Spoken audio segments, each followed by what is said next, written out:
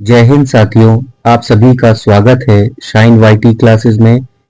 अपर निजी सचिव भर्ती के लिए हिंदी शॉर्ट हैंड की प्रैक्टिस डिक्टेशन 80 शब्द प्रति मिनट गति से डिक्टेशन 5 सेकंड में शुरू होगी।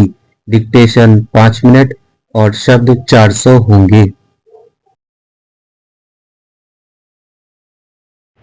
स्टार्ट।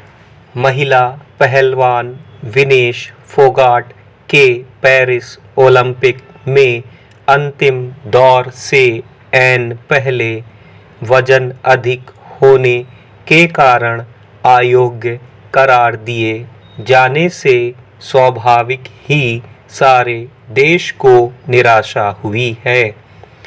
पूरे खेल के दौरान जिस तरह विनेश ने बेहतरीन प्रदर्शन किया, उससे उनसे देश के लिए स्वर्ण पदक लाने की उम्मीद बनी हुई थी।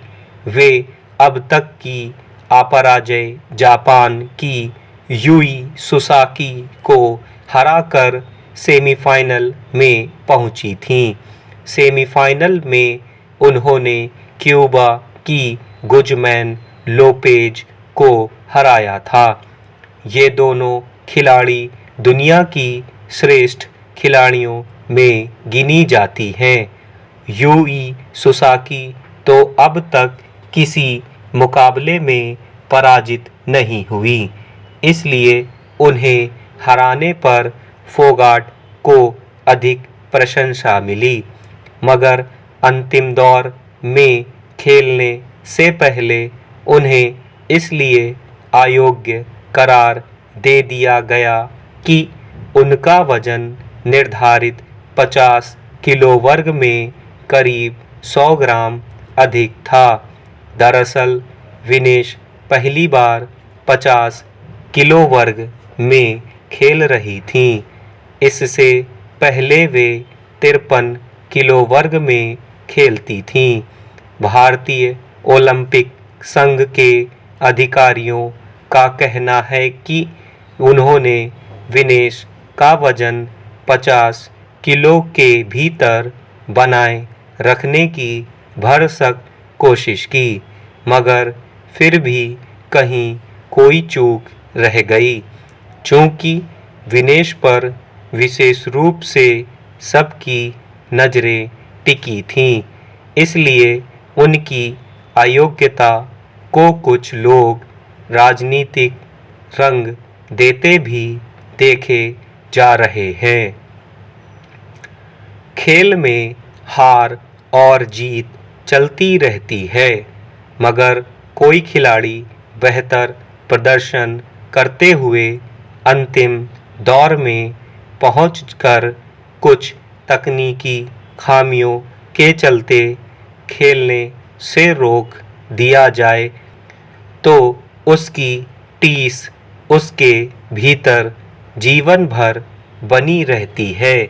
हालांकि विशेषज्ञों का कहना है कि महिला पहलवानों के लिए 50 किलो से नीचे वजन लाना कठिन होता है, पर यह सवाल तो बनता ही है कि आखिर विनेश के साथ गया विशेषज्ञों का दल कैसे तकनीकी पक्षों पर ध्यान देने से चूक गया।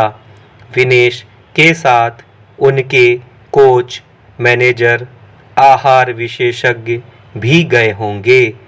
उन्हें कहीं न कहीं तो भरोसा रहा होगा कि विनेश 53 किलो से 50 किलो भार वर्ग में उतरकर खेल सकती हैं, मगर इसके लिए वजन घटाने की जिस तैयारी की जरूरत थी, वह कैसे नाकाम रही, यह जांच का विषय है।